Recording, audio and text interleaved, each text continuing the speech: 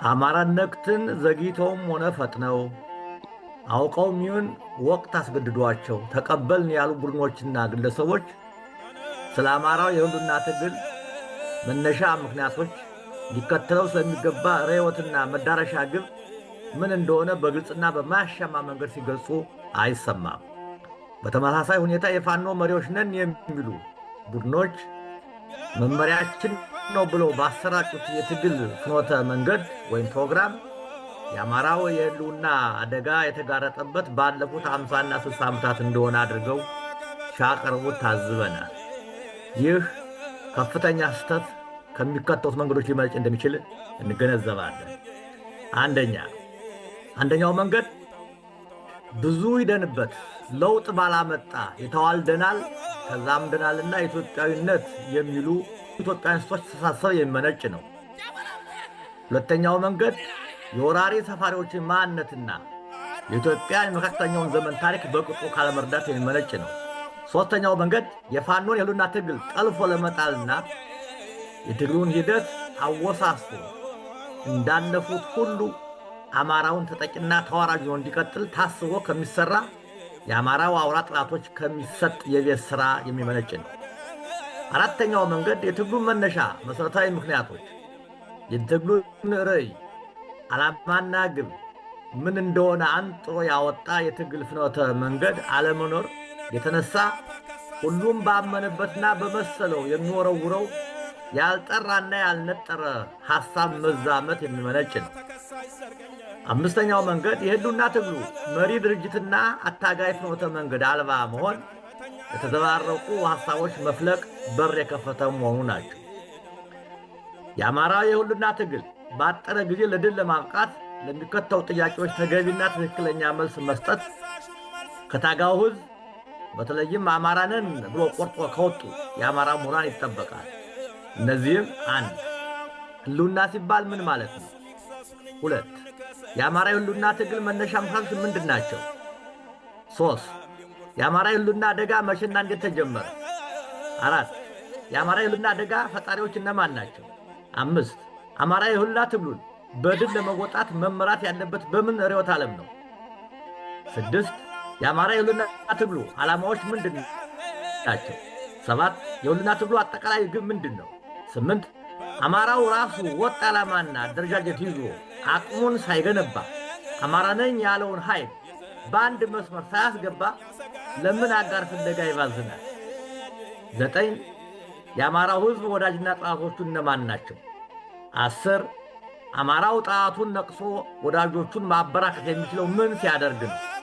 ለእነዚህ ጥያቄዎች በሐቅ እውነተኛ ታሪክና በነባራዊ ዓለም ላይ ተነስተን የምንሰጣቸው መልሶች የህልውና ትግሉ ትክክለኛ ፈሩን ይዞ እንዲጓዝና በአጭር ጊዜ ውስጥ ለድል እንዲበቃ ይታመናል። 1. ህልውና ሲባል ምን ማለት ነው? ኪዳነ ወልድ ክፍሌ መጽሐፈ ሰዋስው ወግስ ወመዝገበ ቃላት ሐዲስ በተሰኘ መጽሐፋቸው እንዲህ ሲሉ ቃሉን ይተረጉሙታል። ህልው የሚለውን ያለ፣ የኖረ፣ የነበረ፣ የሚኖር፣ ነባር፣ ቋሚ፣ እውነት ሲል ይገልጸዋል። ህልውና የሚለውን ደግሞ ነዋሪነት፣ አኗኗር፣ ኑሮ ማለት ይተረጉመዋል። ህልውና እንደ ህይወት ያለ አካል፣ አንድ ህይወት ያለው አካል በዚህ አግባብ አማራ ብሎ ራሱን የሚገልጽ ሰው ለመኖር ራሱን ለማባዛትና የትውልዱን ቀጣይነት ለማረጋገጥ የሚያስፈልጉትን መሰረታዊ ጉዳዮች ማለትም መኖሪያ ቦታ፣ አምልኮ የሚፈጽምባቸው ምቹ ሁኔታ፣ ባህሉን የሚጠብቅበትና የሚያዳብርበት ፖለቲካዊና ማህበራዊ ሁኔታ መኖር ሲረጋገጥ ህልውናው ተጠብቋ ማለት ይቻላል። ከዚህ ከላይ የተዘረዘሩትና ያልተጠቀሱ አማራ እንደ ህዝብ ለመኖር የሚያስፈልጉት ፖለቲካዊ፣ ማህበራዊ፣ ኢኮኖሚያዊ፣ ባህላዊና መሰል ጉዳዮች በቀጥታም ሆነ በተዘዋዋሪ መንገድ ከተነፈገ፣ ከተከለከለ፣ ከተቀማ፣ ከተሳደደ፣ ከተገደለ ያ ህዝብ የህልውና አደጋ ውስጥ ወድቋል ማለት ነው። የህልውና አደጋ ስንልም አማራው በህይወት ለመኖር የሚያስችሉትን መሰረታዊ ጉዳዮች በጣቶቹ ተገዶ ተነጥቋል፣ ተከልክሏል ወይም እንዲጠፋ ተፈርዶበታል ማለታችን ነው። የአማራ ህልውና አደጋ ላይ ወድቋል ስንል አንድ አማራው በማንነቱ ምክንያት በተከታታይ ዘመናት በተገኘበት እንደ ክፉ አውሬ ተቆጥሮ መገደሉ፣ መሰለቡ፣ በገፍ ተገድሎ በገፍ መቀበሩ። ሁለት አማራው በማንነቱ ብቻ አጽመ ርስቱን ተነጥቆ ተሳዳጅ መደረጉ፣ አገር አልባ መሆኑ። ሶስት የኔ የሚለው ባህሉን እንዳይከተል እንዳያዳብርና ራሱን እንዳይገልጽበት መደረጉ። የኔ ያለውን ጥንታዊ ታሪካዊና ሰዋዊ የኢትዮጵያ ኦርቶዶክስ ተዋሕዶ ሃይማኖታዊ ስርዓትን ብቻ ሳይሆን መንግስታዊ ስርዓትን፣ የጽሑፍ፣ የቋንቋ፣ የስነ ህንፃ፣ ስነ ፈለክን፣ ስነ ውበትን ወዘተ ቀምራ ለዓለም ያስተማረችን ሃይማኖት ለማጥፋት በአማኙና በተቋሟ ላይ ከፍተኛ ዘመቻ ከተከፈተ ዘመን መቆጠሩ። አምስት የአማራው ህዝብ እና የኦርቶዶክስ ተዋሕዶ ሃይማኖት የህልውና መሰረት የሆነው ርስት ተነጥቀው ሰርተውና ተንቀሳቅሰው መኖር እንዳይችሉ መደረጋቸው። በጥቅሉ አማራው ህልውና አደጋ ውስጥ ነው ስንል አማራ እንደ ማህበረሰብ በህይወት ለመኖር የሚያስፈልጉትን መሰረታዊ ጉዳዮች እንዳያገኝ ተደርጓ ማለታችን ነው። አማራው መኖሪያ አካባቢውን አጽመ ርስቱን ተነጥቆ ተሳዳጅ ሆኗል። ሃይማኖታዊ ስርዓቱን እንዳይፈጽም ተቋሞቹ ፈራርሰውበታል። ባህሉን እንዳያሳድግና እንደ ባህሉ እንዳይኖር ተደርጓል። በጥቅሉ አማራው በውስጥና በውጭቶቹ በጥላትነት ተፈርጆ እንዲጠፋ አዋጅ ከታወጀበት ረጅም ጊዜ አስቆጥሯል። ሁለት የአማራው የህልውና ትግል መነሻዎች ምንድን ናቸው? ጤና ይስጥልን የአሌክስ አፍሮ ቤተሰቦች፣ እስካሁን ድረስ የሰማችሁት ዝርዝር መረጃ እንግዲህ እንደሰማችሁት ነው። ባለፈው ፓርት 1 ብዬ ያቀረብኩላችሁ ተመልክታችሁታል። የተወሰናችሁ ሰዎች ብዙዎቻችሁ ይህንን ቪዲዮ ለሰዎች እንዲደርሱ ብታደርጉት የተሻለ ነው። ምክንያቱም መሰረታዊ የሆኑ ነገሮችን የሚነገርበትና በጣም በርካታ ነገሮችን እንደምትሰሙት እንግዲህ የሚያብራሩበት ሁኔታ ነው ያለውና እንግዲህ እንደዚህ ያሉ ነገሮችን መስማትና ማዳመጥ መሰረታዊ ችግራችንን በደንብ አድርገን መረዳት እንችላለን። የሚጠቅመንን ነገር ከውስጡ እየወሰድን የማይጠቅመንን ነገር ደግሞ መተው እንችላለን። ምክንያቱም ሁሉም ነገር የምንሰማውና የምናዳምጠው እንዲሁም የምናነባቸው ነገሮች በሙሉ ለኛ ይጠቅማሉ ማለት ሳይሆን ብዙ ጊዜ ለኛ የሚሆኑንን ነገር ከተለያዩ ቦታ ላይ ማግኘቱ የተሻለ ነው ብለን እናስባለን። ይሄንን ቪዲዮ እስከ መጨረሻ እንድትከታተሉ እየጋበዝን በመሃል መተን አስተያየት መስጠት እንወዳለን። አብረን እንቆይ። ማናቸውም ሂደት የራሱ የሆነ መነሻ ምክንያቶች አሉ። ያለ መነሻ መገስገሻና መዳረሻ ሊኖር አይችልም። የአማራ ህልውና አደጋም የራሱ የሆኑ ዘመን ጠገብና ተከታይነት ያላቸው ተያያዥና ተደጋጋፊ የሆኑ መነሻ ምክንያቶች አሉ። እነዚህም አንደኛ ግራኝ አህመድ ከ1521 እስከ 1535 ዓ.ም በቱርክ መንግስት ሁለንተናዊ ድጋፍ ባካሄደው አሰቃቂ እልቂትና ወረራ ተቋሞቹን ብቻ ሳይሆን ምድሪቱ ያበቀለቻቸውን እጽዋቶች አውድሟል። የህዝቡን ነባር ሃይማኖት ለማጥፋት ክርስቲያኑ ህዝብ አስገድዶ አስልሟል፣ ገድሏል። ቤተክርስቲያኖችን፣ ገዳማትን አውድሟል። የአገሪቱና የህዝቡን ቀጣይና ተከታይነት መገለጫ የነበሩ ተቋሞችን የወርቅና የብር ክምችቶችን በመዝረፍና በማውደም ከስልጣን የማማ ላይ ቆማ የነበረችን ሀገር ወደኋላ መልሷታል። የግራኝ ወረራ የአገሪቱን ማዕከላዊ መንግስት መቀመጫ ከመሃል ሸዋ ወደ ምዕራብ 748 ኪሎ ሜትር ርቀት ጎንደር ላይ እንዲሆን አስገድዶታል። የማዕከላዊ መንግስት ማዕከሉን ሸዋን ለቆ ቀደም ምዕራብ ለቆ ወደ ምዕራብ መገፋት ኢትዮጵያ በቀይ ባህርና በህንድ ውቅያኖስ ምዕራብ ዳርቻ የነበራትን ባለቤትነት በማሳጣት ለተከታታይ ጥቃት መግቢያ በር ከመክፈቱም በላይ ምስራቁ፣ ደቡቡና ሰሜን ምስራቁ ያገሩት ሰፊው ለሙና ድንግል መሬት የግራኝን እግር በመከተል በባንቱና በሶማሌ ጎሳዎች ተገፍተው ወደ ኢትዮጵያ ምድር ለገቡ ወራሪ አረመኔዎች መስፋፋትና ተዳርሎ መኖር የሚያስችል ሰፊ ዕድል ሰጣቸው። በግራኝም ሆነ በአረመኔው ወረራ የማንነት፣ የባህል፣ የሃይማኖትና የርስት ነጠቃና ምድር ድምሰሳ የተፈጸመበት አማራ የተሰኘው ነገድ ነው። ሁለተኛ የግራኝን ወረራ ተከትሎ ግራኝ ያዳከመውን መንግስትና መንግስታዊ አስተዳደር የህዝብ አንድነትና አኗኗር ክፍተት በመጠቀም በነባር ህዝቦች ማለትም በአማራው፣ በሽናሻው፣ በሃዲያው፣ በሲዳማው፣ በከምባታው፣ በአፋሩ፣ በሶማሌውና መሰል ነባር ህዝቦች ላይ ነፍስ ያወቁትን በመግደልና በመስለብ ሴቶችና ህፃናትን በሞጋሳና በጉዲፍቻ በሚሉት አረመኔነት የተባህሪያቸው በሆነው ባህላቸው ማንነታቸውን አስለውጠዋል። በኃይል ማንነታቸውን ያስለወጧቸውን ሰዎች ደግሞ ገበሮ በማለት በባርነት ለአረቡ ዓለም ሸጠዋቸዋል። የነባር ነገሮችን አጽመርስቶችን በመቀማት እንደ ዋርካ ሰፍተው እንደ ሰርዶ ተታተው እንደ ሽብሃ ለምልመው እንዲኖሩበት ሆነዋል። በአረመኔ ወረራ ወቅትም የጥቃታቸው ቀዳሚ ተጠቂ የሆነው አማራ የተሰኘው ነገድ ነው። አማራ የተሰኘው ነገድ ኦርቶዶክስ ሃይማኖት የተሰኘው የሃይማኖትና የነባር ነገዶች ማንነት የትስስር መገለጫ የሆኑት የወል ሴቶችንና ባህሎችን ናቸው። ወራሪ አረመኔዎቹ የነባር ነገዶችን ማንነት፣ ባህል፣ ቋንቋና ሃይማኖት በማጥፋት አልረኩም። ከነዚህ በተጨማሪ ነባር የአካባቢ ስሞችን በየጎሳችን ለወጡ። ለምሳሌ ቢዛሞን ወለጋ፣ ፈጠጋራን ሐረርጌ፣ ደዋሮን አርሲ፣ ግራሪያን ሰላሌ፣ ቤተ አማራን ወይም ላኮ መልዛን ወሎ፣ ገኝን ከምሲ፣ አንጎትን ራያ፣ ቤተ ጊዮርጊስን ወረይምኑ ወዘተ በማለት ለወጡት የህልውና አደጋ ከዚህ በላይ በምን ይገለጻል? በማለት ለወጡት የህልውና አደጋ ከዚህ በላይ በምን ይገለጻል? 3 የቅኝ ገዢዎች ነባርና ጠንካራ ተቋሞችና የተቋሞቹ ባለቤቶች የማጥፋትና የማዳከም ሴራ። ኢትዮጵያ ከግራኝና ከአረመኔው ወረራ ሳታገግም የተከተለው የዘመነ መሳፍንት የስልጣን ግብግብን ተከትሎ ጀርመን መካከለኛው አፍሪካን ቅኝ ግዛቷ ማዕከል ለማድረግ ወሰነች። ይህንም እንዲያመቻት ዮሐን ክራፍ የተሰኘ ሰላይ ወደ ንጉሥ ሳህለስላሴ ሸዋ ላከች። ክራምፍም ከንጉሱ ጋር በፈጠረው መልካም ግንኙነት ተጠቅሞ አማርኛ፣ ግዕዝና ጋልኛ ቋንቋዎችን አጠና። በዚህ ጥናቱም አረመኔዎች አንድ አይነት ስነልቦና፣ አንድ አይነት ታሪክ፣ አንድ አይነት መልክዓ ምድርና ሃይማኖት እንደሌላቸው ተረዳ።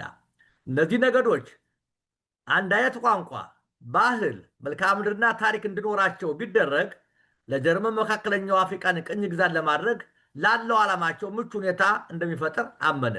ለዚህም ሰዎችን ለመመልመልና ለማደራጀት የሚረዳው ኦርቶዶክስ ተዋሕዶ ሃይማኖትን ለመገዳደር የሚያስችል የፕሮቴስታንት ሃይማኖት ተቋም ወለጋ ግንቢ ላይ መሰረተ። በዚህ ተቋም የአማራና የኢትዮጵያን ጠል አራማጆችን አፈራ።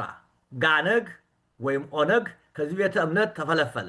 ቀጥሎም አረመኔ የሚለው መጠሪያ አማራ እንደሰጣቸውና ይህም የፈሪነት መገለጫ እንደሆነ የሐሰት ትርክት በመፍጠር የኔ የሚሉት የመሬት አካል ኢትዮጵያ ውስጥ እንዲኖራቸው የጀርመን አገር አንዲት የወረዳ ግዛት ከሆነችው ኦሮማንያ ስሙን በማዳቀል የሚመሰረቱትን አገር ኦሮሚያ የኦሮሞ አገር በሚል እንዲጠራ፣ ቋንቋቸውን ኦሮምኛ እንዲሉ፣ ነገዱን ኦሮሞ ብለው እንዲጠሩ መጽሐፍ ጻፈ።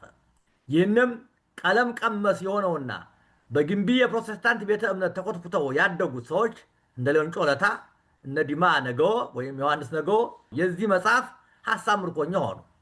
የነገዱን ትውልድ በጸረ አማራና በጸረ ኢትዮጵያ የሐሰት ትርክት ያላንዳች ሀግባይ ኮትኩተው አሳደጉት። የቅኝ ገዢዎች ፍላጎታቸውን በነበረ መልኩ ማስቀጠል እንደማይችሉ ሲረዱ የተከተሉት አዲስ ስልት ቅኝ ገዢ ኃይሎች እንደ ጥንቱ በኃይልና በሃይማኖት ሰበብ ቅኝ የያዙትን አገርና ሕዝብ በነበረ መልኩ ጥቅማቸውን ዘለቄታው ማስከበር እንደማይችሉ ሲገነዘቡ የእነዚህን አገሮች መንግስታዊ ስርዓት፣ ትምህርታዊ ስርዓት፣ ሃይማኖታዊ ስርዓትና ባህላዊ ስርዓታቸውን በዘመናዊነት ስም መቆጣጠርና የምዕራባውያንን እሳቤዎች በተቋሞች ውስጥ ማስረጽና መቆጣጠር በሚል ስልታቸው የኢትዮጵያ መንግስታዊ አደረጃጀት፣ ስርዓተ ትምህርት፣ ሃይማኖትና ባህል የሚያጠፉ ኃይሎችን በሰላም ጓድ በዩኒቨርሲቲዎችና በከፍተኛ ደረጃ ትምህርት ቤት አስተማሪዎች መምህራነት በማሰማራት በዲፕሎማሲና በእርዳታ ሰጪ ድርጅቶች ስም በማስገባት ትምህርት ፈላጊውን ወጣት በማር የተለወሰ መርዝ እየጋቱ ነባር ማንነታችን፣ ሃይማኖታችንና መንግስታዊ ስርዓታችንን እኛው በእኛው እንድናፈርሰው አደረጉ። የአድዋ ጦርነት ውጤት። ወደ አድዋ ጦርነት ውጤቶች ከመሄዳችን በፊት እስካሁን ድረስ እንደተከታተላችሁት ስለ አማራና የኦርቶዶክስ ሃይማኖት ትስስርና የሚደርስባቸው ችግር በሁለቱም ላይ መቼ እንደጀመረና እንዲሁም በጣም ብዙ ችግሮች መቼ እንደጀመሩና እንዴት እንደጀመሩ እስካሁን ድረስ ከተዘረዘረው ውስጥ ተረድታችኋል ብለን እናስባለን። ከዚህ ቀጥሎ ስለ አድዋ ጦርነትና በአድዋ ጦርነት ጊዜ ስለተከሰቱ ክስተቶችና አብሮ ተያይዘው ስለመጡ ችግሮች የሚያብራሩትን እንከታተል። የአድዋ ጦርነት ለኢትዮጵያና ለጥቁር ሕዝቦች አይበገሬነት፣ አይደፈሬነት፣ ለነፃነትና ለማንነት ቀናይነት ያጎናጸፈውን ኩራትና ያስደፋንን የአሸናፊነት አክሊል ያህል የጣሊያንን መሸነፍ የነጩ ዓለም ሽንፈቱ የጣሊያን ብቻ ነው ብለው አልተቀበሉትም። ሽንፈቱ የነጩ በተለይም የምዕራባውያን ሽንፈት እንደሆነ ቆጠሩት። ይህም በኢትዮጵያ ነባር ታሪካዊና ዘመን ጠገብ ተቋሞች ላይ ማለትም በዘውዳዊ ስርዓቱ፣ ኦርቶዶክስ ተዋሕዶ ሃይማኖት፣ አማራ በተሰኘው ነገር ህዝብ ላይ እንዲጠፉ የተለያዩ ስልቶችን ነደፉ። ከተነደፉት የማጥፋት ንድፎች መካከል ሮማን ፖለቲካ የተባለው አውስትራሊያው ሰላይ አቢሲኒያ የባሩድ በርሜል በሚል ርዕስ ያሳተመው መጽሐፍ ከላይ የተጠቀሱትን ተቋሞች ህዝቡ ራሱ በደቦ ተባብሮ እንዲያጠፋቸው ሰበከ። የምዕራባውያን የኢትዮጵያ የውጭ ግንኙነት መመሪያ ሆኖ አገለገለ። በ1964 ዓ.ም የአሜሪካ አስተዳደር በሄንሪ ኪሲንጀር የተዘጋጀውን ኢትዮጵያን እንዳትበለጽግ ህዝቧም አንድነት እንዳይኖረው በእርስ በርስ ጦርነት ውስጥ እንድትኖር አሜሪካ መራሽ ጦርነት በተከታታይ እንዲደረግ፣ ወጣቱ የወላጆቹ ጡረተኛ እንዲሆን፣ የወሊድ ቁጥጥርን በማስፋፋት እንዲደረግ ወዘተ ሲል ያዘጋጀው አማራን፣ ኦርቶዶክስንና ነባር ሴቶችን ለማጥፋት የታቀደው ይህ የኪሲንጀር ዓላማ አማራና ኦርቶዶክስ ሃይማኖትን በእጅጉ ጎድቶታል። የግራ ዘመም ዓለም አመለካከት በወጣት ትውልድ ውስጥ ስር መስደድ፣ ቀለም ቀመስ የሆነው የስልሳዎቹ ትውልድ ኢትዮጵያ የተጓዘችባቸውን የሰላምና የመከራ ጊዜያቶችን በቅጡ ሳይመረምርን ከሁሉም በላይ ፋሽስት ጣሊያን ከ5 ዓመት እልህ አስጨራሽ ትግል በኋላ ከሀገር ከተባረረ የንጉሠ ነገሥቱ አገዛዝ ያከናወናቸውን የመልሶ ግንባታ፣ የአዳዲስ ተቋሞች ምስረታ፣ ያጋጠሙ ችግሮችና ችግሮቹን የተወጡበትን መንገድ ሳያጤን ሳይጠይቅ ስርዓቱን እንዳለ በማውገዝ አማራን፣ ኦርቶዶክስ ሃይማኖትን እና ነባር ሴቶችን አጥፊ ለሆነው ርዕዮተ ዓለም ራሱን አስገዛ። ወጣቱ ወይም ትውልዱ የተከተለው የዓለም አመለካከት ጸረ ሃይማኖት፣ ጸረ እምነት ብቻ ሳይሆን የነበረ መልካም ታሪክን ከስሩ የሚነቅል መርሁ ስር ነቀል ለውጥ የሚል ርዕዮቱ ህዝብን በመደብና በጎሳ በመከፋፈል በአጥፊና አጠፊ የሚፈርጅ ስለነበር ዘውዳዊ ስርዓቱ ኦርቶዶክስ ሃይማኖትና አማራ የተሰኘው ነገድ የኢትዮጵያ ህዝብ አውራ ጠላት አድርጎ ፈረጀ። በዚህም ዘውዳዊ ስርዓቱ ሲወገድ የዘውዱ ርዕዮተ ዓለማዊ ክንድ የነበረችው የኢትዮጵያ ኦርቶዶክስ ተዋሕዶ ሃይማኖት ከዘውዱ ጋር በጠላትነት ተፈርጃ ከነበራት ክብርና ተደማጭነት ማማዋ እንድትወርድ ተደረገ። አማራው ነፍጠኛ፣ ትምክተኛ፣ ጨቋኝ፣ በዝባዥ፣ መጤ፣ የምልክ ሰፋሪ ወዘተ የሚሉ ስሞች ተለጥፈውበት በገፍ ተገደለ። ከአረመኔ ወራሪና የመሬት ቅርምት የተረፈችውን ርስቱን በአዋጅ ተነጠቀ። ከገጠር ነፍሱን በጥርሱ ይዞ ከተማ የገባው አማራ ነፍጠኞችና የአዳሪያች መናኸሪያ ሆነዋል በሚል እሳቤ በከተማና ትርፍ ቤት አዋጅ አማራው ቤቱንና ንብረቱን ተነጥቆ ባይተዋርና የቤተ መልካች ሆነ። በተመሳሳይ ሁኔታ ቤተክርስቲያን በመሬትና በከተማ ቦታ አዋጅ የነበራትን የባለቤትነት መብት ተነጠቀች። ከሁሉም በላይ ቀለም ቀመሱ ትውልድ በተከተለው ርዕዮት የተነሳ ኤርትራን ለመገንጠል በአረብ አገሮች ሁለንተናዊ ድጋፍ የተቋቋመውን ጀብሃና ሻዕቢያ ለፍትህ፣ ለነፃነት፣ ለእኩልነት የሚታገል ነው በማለት አማራውን የኤርትራ ቅኝ ገዢ አድርገው በመሳል ትውልዱ በጸረ አማራነት እንዲሰለፍ አድርጓል። ይህ አቋም የሁሉም ተራማጅ ነን የሚሉ ድርጅቶች አቋም እንደነበር ይታወሳል። በዚህ ውስጥ የአማራው ልጆች ወሳኝነት ቦታ ባይኖራቸውም በአስፈጻሚነት ያደረጉት ተሳትፎ ቀላል ነው የሚባል አይደለም። ነገዳውያን የኢትዮጵያ የፖለቲካ ስልጣን መቆጣጠር፣ በማርክስ ሌኒን ርዕዮተ ዓለም የሚመራው የኢትዮጵያ መንግስት በስልጣን በቆየባቸው 17 ዓመታት ረጅም ዘመን ያስቆጠረውን ከኢትዮጵያዊነትና ከአማራነት ማንነት ጋር በጥብቅ የተቆራኘውን ዘውዳዊ ስርዓት ከስሩ ነቀለው። ከዘውዳዊ ስርዓቱ ጋር የኢትዮጵያ ህዝብና መንግስት አያያዥ አገር ሲደፈር፣ ፍትህ ሲጓደል፣ ድሃ ሲበደል ድምጿን ከፍ አድርጋ የምታሰማውን ኦርቶዶክስ ተዋሕዶ ቤተክርስቲያንን ተከታይ እንዳይኖራት ድምጿ እንዳይሰማ ከማድረጉም በላይ ለዘመናት በእጇ የነበሩ ርስቶቿን ነጠቃት። ለአማራው ከላይ የተገለጹትን ባዕድ ስሞች በመለጠፍ ፖለቲከኛ ነኝ የሚል ሁሉ ያልተገራ አንደበቱ አፍ መፍቻ አደረገው። ከደርግ ስልጣን የነጠቀው ህወሓት ኢህአዴግ ውሻ በቀደደው እጅ ይገባል እንዲሉ ማዕከላዊ መንግስትን ሲቆጣጠር ገና በረሃ እያሉ አማራ ካልጠፋ የትግራይ ህዝብ ማህበራዊ ሰላም አያገኝም ባሉት መሰረት ወያኔ ህወሓት በአማራ ህዝብ ላይ ህገ መንግስታዊ መዋቅራዊና ርዕዮተ ዓለማዊ በሆነ መንገድ አማራ በተገኘበት ሁሉ የአይን ቀለም አላማራኝም በማለት እንዲገለው በህግ ደነገገ። በዚህም አማራው በተገኘበት ተጨፈጨፈ። ከ1983 እስከ 86 በሐረርጌ፣ አርሲ፣ ከፋ፣ ኤልባቡር፣ ሸዋ፣ ባሌ፣ ጎንደር፣ ወሎ በሚኖሩ አማሮች ዘግናጭ ጭፍጨፋ ተደረገ። ከአባይ ማዶ ምስራቅና ደቡብ አቅጣጫ የሚኖር አማራ ለዘረፋና ለብዝበዛ የመጣ ነው ተብሎ ተፈረጀ፣ በገፍ ተገደለ። ከ83 እስከ 2007 ባሉት ዓመታት በወያኔ ኢህአዴግ አመራር ከ6 ሚሊዮን በላይ አማራ በማንነቱ ምክንያት ተገድሏል። ዝርዝሩ ምጽአተ አማራን ይመልከቱ። በወያኔ ኢህአዴግ እቅፍ ውስጥ ያደገው ኦህዴድ በ2010 በህዝባዊ አመፅ ታግዞ ስልጣን ሲይዝ የስልጣን ማስጠበቂያ እርምጃ አድርጎ የወሰደው አማራ ተዋህዶ ሃይማኖትና ነባር ሰዎችን ማስወገድ በሚል እሳቤ በመመራት በወለጋ፣ በቤኒሻንጉል ጉሙዝ፣ ሻሸመኔ፣ ዝዋይ፣ አምቦሳ፣ አዲስ አበባ፣ ቡራዩ፣ ባሌ፣ አጋርፋ ወዘተ በሚኖሩ አማራዎችና የኦርቶዶክስ ሃይማኖት ተከታዮች ላይ በግፍ ጨፍጭፏል። ይህ አልበቃ ብሎ በአማራ ክልል ተብየው በሚኖረው ህዝብ ጦርነት አውጆ በአየር፣ በምድር፣ በመድፍና በመሰጌስ ህፃን፣ ሽማግሌ፣ ከብት፣ ሰው ሳይለይ እየገደለ ነው። ሰማዩም ምድሩም የኛ ነው በሚለው ፈሊጥ አማራና አማራ የሚመስል ሁሉ እንዲጠፋ ጦርነት አውጆ በፍጅት ላይ ነው።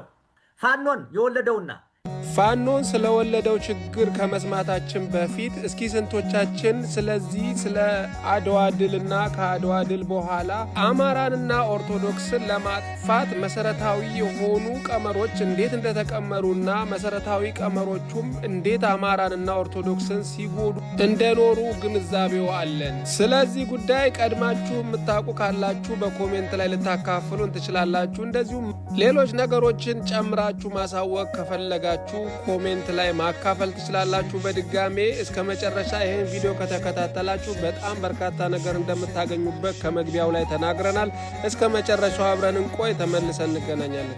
የሁሉና ትግሉን ያቀጣጠለው ይሄው ላለፉት 417 ዓመታት ያለማቋረጥ በተከታታይ በውስጥና በውጭ ኃይሎች ትብብርና ሁለንተናዊ ድጋፍ በአማራ ህዝብ ላይ በባህሉ፣ በሃይማኖቱ፣ በእሴቱና በስርዓቱ ላይ የተከፈተው ዘር የማጥፋትና ዘር የማጽዳት ዘመቻ ያቀጣጠለው የመጠቃት፣ የመገደል፣ የመሳደድና የመዋረድ ስሜት በወጣቱ አእምሮ ውስጥ ሰርጾ በመግባት ያፈነዳው እሳተ ገሞራ ነው። የአማራ ሆይ የህልውና ትግል እነዚህን ጉዳዮች ግምት ውስጥ ሳያስገባ የትግሉ መነሻ መሰረታዊ ነባራዊ ሁኔታዎች መሆናቸውን ሳይገነዘብ ወደ ትግሉ ጎራ በመሪነት አለው ካለ ትግሉን የትም እንደማያደርሰው ሊታወቅ ይገባል።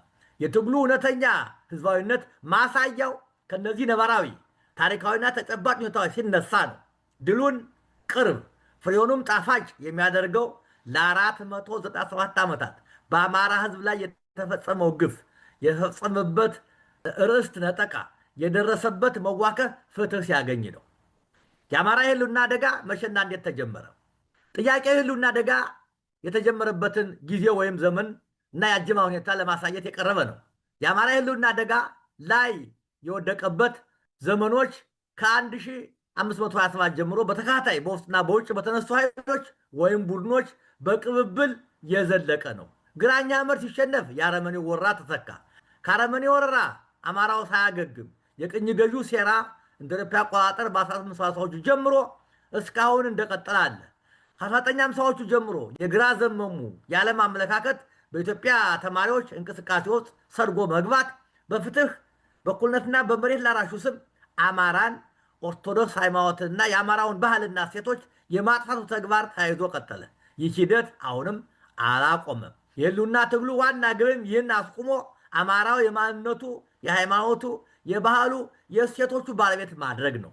የህልውና አደጋው እንዴት ተጀመረ የሚለው አማራና አማራን ማንነት ለማጥፋት የተከፈተው ዘመቻ እንዴት እንደተጀመረ ለመጠቆም የተነሳ ጥያቄ ነው። የግራኝ አህመድ ወረራ የተጀመረው ክርስቲያኑን መንግስትና ስርዓት አፍርሶ እስላማዊ መንግስት ለማንበር በቱርክ ሁለንተናዊ ድጋፍ የተከፈተ ቀጥተኛ የወረራ ጦርነት ነው። ከግራኝ አህመድ የተተኩት አረመኔዎቹ በአማራው ህልውና አደጋ የሆኑት በተከታታይ የትውልዱን አገር የማስፋት ዘመቻ አማራውንና ነባር ነገሮችን በጦርነት በመፍጀት በመስለብ በሞጋሳና ጉዲፍቻ በሚሉት አረመናዊ ስራቸው ነው። ምዕራባውያኑ ቅኝ ገዢዎች ለአማራ ህልውና አደጋ የሆኑበት የመጀመሪያው መንገድ ቀጥታ ወረራ ነበር። ይህ አልሳካ ሲል እሾህን በሾህ እንዲሉ በመጀመሪያ የራሳቸውን ዓላማ የሚያራምዱ ሰዎችን በገንዘብና በጥቅም በመደለል ለአመፅ በማነሳሳት በአማራውና በተቃውሞቹ ላይ አደጋ መጣል። ሁለተኛው ስልታቸው የአገሪቱን ስርዓተ መንግስት፣ ስርዓተ ትምህርት፣ ስርዓተ ሃይማኖት፣ ስርዓተ ባህል በትምህርትና በዘመነ ስም የጥንቱን በማቆሸሽ የእነርሱን ስርዓት እንድንከተል በማድረግ ነው። ከሁሉም ስልቶች የሰራው ይሄኛው ነው ወይም የከፋው። ነገዳውያኑ የአማራ ህልውና አደጋ የሆኑት አማራ ጠል የሆኑ ትርክቶችን በመተረክ ለምሳሌ ቡርቃ ዝምታ፣ ገዳ መልባ ትርክቱን ህገ መንግስታዊና ተቋማዊ በማድረግ አማራን ማጥፋት የሚለው ዓላማቸው ነው። አራተኛው የአማራ ህልውና አደጋ ፈጣሪዎች እነማን ናቸው? የአማራ ህልውና አደጋ ፈጣሪዎች ብዙ ናቸው። ዋና ዋናዎቹ የሚከተሉት ናቸው። አንደኛ በግራኝ የተመራውና በቱርክ ይደገፍ የነበረው ወራሪ ኃይል። ሁለተኛ የግራኝ ወራን እግር በእግር ተከትለው ኢትዮጵያ የወረሩት ሰፋሪ አረመኔዎች። ሶስተኛ መካከለኛው አፍሪካን የጀርመን ቅኝ ግዛት ለማድረግ የተላከው ዮሐን ክራፍ የጻፈው መጽሐፍና ሀሳቡን የደገፈው የጀርመን መንግስት። አራተኛ የአውሮፓ ቅኝ ገዢ ኃይሎች በተለይም ጣሊያንና የጣሊያን አድዋ ላይ መሸነፍ ያስቆጫቸው የምዕራባውያን ሀገሮች የተከተሉት አማራን፣ ኦርቶዶክስ ሃይማኖትን እና ተወዳጅ ስርዓቱን ለማጥፋት የተከተሉት ነባርነትና ኢትዮጵያዊነትን የማጥፋት ስልት። ከሁሉም በላይ የሄንሪ ኪሲንጀር ያወጣው የኢትዮጵያ ፖሊሲ። አምስተኛ ግራ ዘመሙ ርዕዮተ ዓለም የተከተለው ትውልድ ወያኔ፣ ህወሓት እና ኦህዴድ ብልጽግና ስልጣን መያዝ አማራውን በመዋቅር በህግ ለማጥፋት የሄዱበት ርቀትና ያጠፉት የፈጸሙት የዘር ፍጅት ለአብነት የሚጠቀሱ ናቸው። የአማራ የህልውና ትግሉን በድል ለመወጣት መመራት ያለበት በምን ርዕዮተ ዓለም ነው? ርዕዮተ ዓለም ማለት ንድፈ ሐሳብ ቲዮሪ ወደ ተግባር የሚለወጥበት የአንድ ማህበረሰብ የዕለት ተዕለት የተግባር መመሪያ የሆነ አስተሳሰባዊ እምነት ነው። ርዕዮተ ዓለም ህብረተሰብን እንዴትና በምን መልክ መደራጀት እንዳለበት የመንግስትና የማህበረሰቡ ልዩ ልዩ ክፍሎች የሚደራጁበትና የሚመሩበትን የሚወስን የዓለም አመለካከት ውጤት ነው። በዘመናችን የሚከተሉት ርዕዮተ ዓለሞች ከ21 ያላነሱ ርዕዮተ ዓለሞች አሉ። ካሉት ርዕዮተ ዓለሞች አማራው ለሚያደርገው የህልውና ትግል ተመራጩ የብሔርተኝነት ርዕዮተ ዓለም ነው። ናሽናሊዝም ወይም ብሔርተኝነት የተሰኘው ርዕዮተ ዓለም ልዩ ትኩረት የሚያደርገው ወይም የሚሰጠው ለተወሰነ ነገድ ታማኝና ጠበቃ በመሆን ለዚያ ነገድ ብሔራዊ ጥቅምና ማንነት ከግለሰብ በላይ ለቡድኑ መቆምና መቆርቆር ነው። ብሔርተኝነት ራሱን በተለየ መልኮች ይገልጻል። ብሔርተኝነት ራሱን በተለያዩ መልኮች ይገልጻል። ለምሳሌ በፖለቲካ እንቅስቃሴ ለዚያ ነገድ መንግስት የመሆን ወይም ራስ ገዝ እንዲሆን ባህላዊና ብሔራዊ ማንነትን ለማስጠበቅ መታገል ሊሆን ይችላል። የናሽናሊዝም ወይም ብሔርተኝነት ርዕዮተ ዓለም የተለያዩ መገለጫዎች አሉት። እነዚህም ታማኝነትና ቁርጠኝነት፣ የነገዳዊነት ወይም የብሔርተኝነት ዋና መገለጫው የኔነትና የተለየ ቁርኝት ለአንድ ነገድ ማድረግ ነው። ሁለት ነገዳዊ ማንነት፣ ይህ ብዙውን ጊዜ የጋራ የሆነ ማንነት የሚንጸባረቅበት ሲሆን ይህም ቋንቋን፣ ባህልን፣ ታሪክና መልክዓ ምድራዊ ይዞታን መሰረት በማድረግ የሚገለጽ ነው። ሶስተኛው ብሔራዊ ጥቅምን ማስቀደም ነው። የብሔርተኝነት ርዕዮተ ዓለም ከዓለም አቀፍና ከሌሎች ህዝቦች ይልቅ የግሌ ወይም የኔ ለሚለው ነገድ ብሔር ቅድሚያ ሊሰጠው ይገባል ብሎ የሚያምን ነው። አራተኛ ፖለቲካዊና ባህላዊ መገለጫዎቹ፣ ብሔርተኝነት ራሱን በፖለቲካዊ እንቅስቃሴ ሲገልጽ ባህላዊ ተግባሮች ላይ ተመስርቶ ራስን በራስ የማስተዳደር መብት እንዲከበርለት ለብሔራዊ ማንነቱ ይቆማል። አምስተኛው አዎንታዊና አሉታዊ ቅምጥ ፖቴንሻል ያለው ተጽዕኖ ብሔርተኝነትን አንድነትና የኔነትን ከማጎልበት አልፎ በአግባቡና በስርዓት ካልተያዘና ካልተመራ መነጠልና ብጥብጥን ሊያስከትል ይችላል። የብሔርተኝነት ማሳያ ምሳሌዎች፣ ፖለቲካዊ ብሔርተኝነት ነገዱ ወይም ብሔረሰቡ ራሱን በራሱ የማስተዳደር ፍላጎት ነው። ከውጭ ኃይሎች ተጽዕኖ ነፃ የመሆን ይህ ብሔራዊ ናሽናሊዝም ዋና የፖለቲካ መገለጫ ነው። ሁለተኛ ባህላዊ ናሽናሊዝም፣ ይህ ብሔርተኝነት የነገዱን ወይም የብሔሩን ቋንቋ፣ ባህል፣ ወግ ማራመድና የባህል ብሔርተኝነትን ማስፋፋት ነው። ሶስተኛ ሲቪክ ብሔርተኝነት። ይህ ርዕዮት ከተናጠል ማንነት ወጥቶ የጋራ ለሆኑት ቅድሚያ የሚሰጥ ለብሔራዊ የጋራ ማንነት መጎልበት የሚታገል ነው። አራት ነገዳዊ ናሽናሊዝም።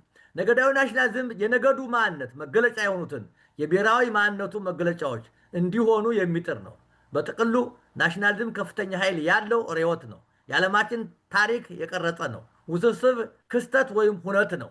ምክንያቱም በሂደቱ አዎንታዊና አሉታዊ ውጤቶችን የሚከሰቱበት ነውና።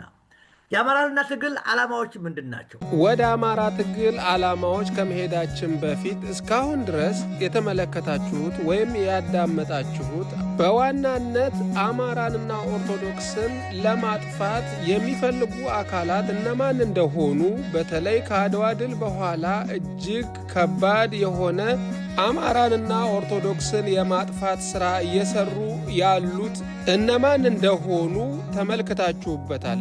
እጅግ በጣም በርካታ የሆኑ ምክንያቶች ተነስተዋል። በዚህ ዙሪያ ላይ ያላችኋን አስተያየት እንድታካፍሉን እየጠየቅናችሁ ወደሚቀጥለው ክፍል እንውሰዳችሁ። አብረን እንቆይ። የትግል ዓላማዎች ስንል ትግሉ ሊያሳካቸው የሚገቡ ህዝቡና ተከታዩ ሊያውቅላቸው የሚችሉት የተቆጠሩ አጀንዳዎች ማለት ነው። ከዚህ አንጻር የአማራ ህልውና ትግል ዓላማዎች መሆን የሚኖርባቸው በእኔ እይታ ወይም ምልከታ የሚከተሉ ናቸው። አንደኛ፣ በአማራ ላይ የተፈጸመውን የዘር ማጥፋትና የዘር ማጽዳት ዓለም አቀፍ ወንጀል ማስቆም። ሁለተኛ፣ አማራ ጥልና አገር ክደት አስተሳሰብን ማስወገድ። አምስተኛ፣ ማህበራዊ ፍትህን ማስፈን። አራተኛ፣ አማራ ህዝብ ሃይማኖቱ፣ ባህሉና ማንነቱ እንዲጠፋ የዘር ፍጅት እንዲፈጸምበት ያደረጉ ቡድኖችና ግለሰቦችን ለፍትህ ማቅረብ። ለአማራ ህዝብ መጥፋትና አገር አልባ መሆን በመሳሪያነት እያገለገሉ ያሉ ህግ አራዊት ኢትዮጵያና ህዝቧን ካለፈ መልካም ታሪኳ መልካሙን ወስዶ አገር የሚያጸና መንግስታዊ ስርዓት መተካት። በአገር ክደት ኢትዮጵያን ወደብ አልባ ባደረጉ ቡድኖችና ግለሰቦች ለፍትህ ማቅረብ። ማህበራዊ ፍትህ የሚሰፍንበት የሽግግር ስርዓት መመስረት። የተፈጥሮ ሀብትን መልሶ ማቋቋምና መንከባከብ። ከታሪካዊ ጠላቶቻችን የሚሰነዘርን የደህንነት ስጋት በዘለቄታ ማስወገድ የሚቻልበትን መንገድ በሰጥቶ መቀበል መርህ ስጋቱን ለዘለቄታው ማስወገድ። አማራው እንዳለፉት ሁሉ የጥቃት ኢላማነቱ እንዲቆም አስተማማኝ ኃይል መገንባት። አማራ በጠላቶቹ የተወረሰውና በወራ የተነጠቃቸውን አጽመ ርስቱን ማስመለስ ናቸው። የህልውና ትግሉ አጠቃላይ ግብ ምንድን ነው? ግብ ስንል የትግሉ መቋጫ ፍሬ ነገር ማለት ነው። ከዚህ አንጻር ከላይ የተዘዙትን ዓላማዎች በማሳካት በኢትዮጵያ ስርዓተ መንግስት ውስጥ አማራው ወሳኝ ድምፅ የሚይዝበት መንግስታዊ ስርዓት መመስረትና የህልውና ትግሉ የታገላቸው ዓላማዎች ማሳካት ነው። አማራው ራሱ ወጥ ዓላማና አደረጃጀት ይዞ አቅሙን ሳይገነባ አማራንን ያለውን ኃይል በአንድ መስመር ሳያስገባ ለምን አጋር ፍለጋ ይባዝናል? አጋር ተባባሪ፣ ደጋፊ በልመና በመልመጥመጥ አይገኝም። ልመናና መልመጥመጥ ያስንቃሉ፣ ያስተቻሉ እንጂ ኃይል አይፈጥሩም። አጋር የሚሆን ኃይል የሚገኘው በራስ ጥንካሬ ነው። ጠንካራን ኃይል ማንም ለጥግ ለመከታ ለዋስና ሲል ለወዳጅነት ደጅ ጠንቶ ይወዳጀዋል። በራሱ ኃይል ፈልጎ ይመጣል። በራሱ ጊዜ ፈልጎ ይመጣል። የህልውና ትግሉ አጋር ወዳጅና ደጋፊ የሚያገኘው ከትግሉ ጥንካሬ ነው።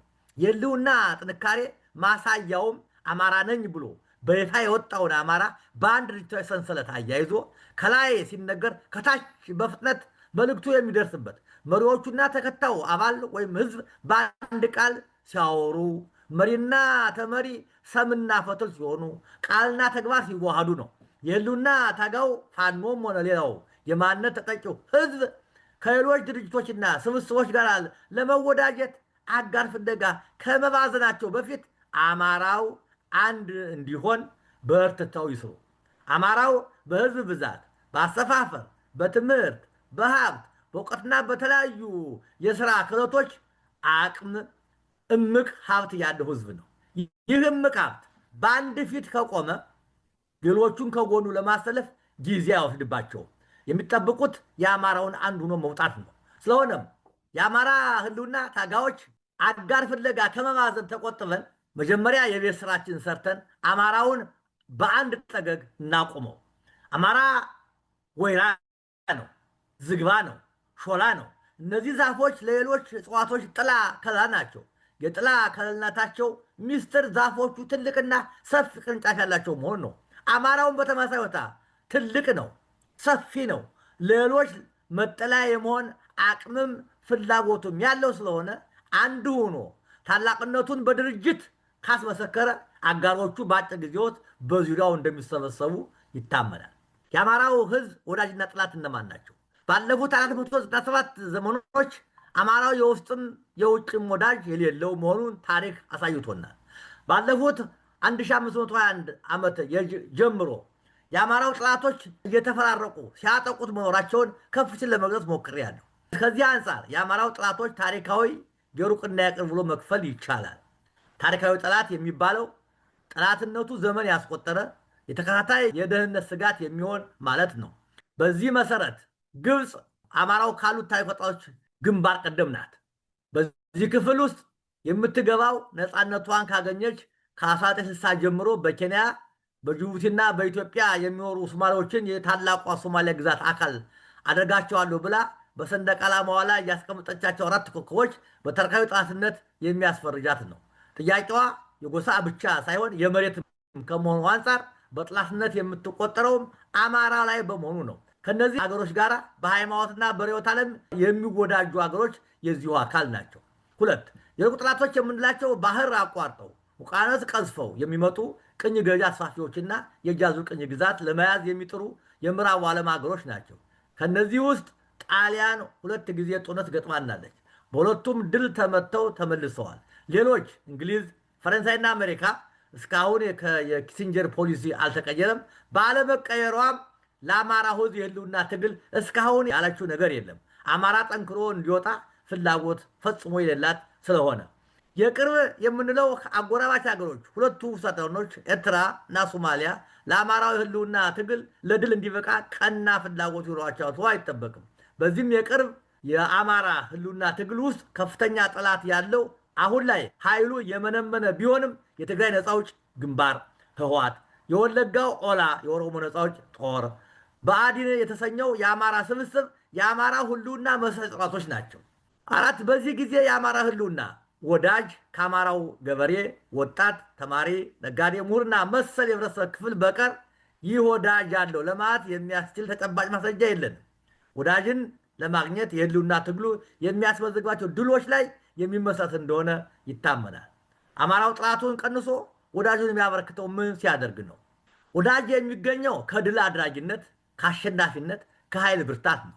የአማራ ህልውና ትግል ወዳጅ የሚያበዛው ትግሉ በመርህ ሲመራ፣ የትግሉ ዓላማና ግብ ለማንም ግልጽ ሆኖ ሲነገር፣ ጠንካራ ወታደራዊና ፖለቲካዊ አማራጮች ፊት ሲቆሙ፣ በታጋው እና በህዝቡ መሃል የሰመረ ግንኙነት ሲኖር፣ ታጋው ለፍትህ ሲቆምና መሪው ለሚመራው ሰራዊትና ለምሽጉ ህዝብ ፍትህን በሚገባ ሲያሰፍን፣ ማስመሰልን፣ ውሸትን፣ ማጭበርበርን፣ ዝርፊያን፣ ጾታዊ ጥቃትን በመሳሰሉት ላይ አስተማሪ የሆነ እርምጃ በመውሰድ ህዝባዊ ወገንተኝነቱን እያረጋገጠ ሲሄድ በወዳጅ ቀርቶ በጠላት የተወደደና የተከበረ ይሆናል። ይህም የወዳጅነት የውስጥ ወደ ውጭ በመስፋት ቅቡልነትን ያሳድጋል።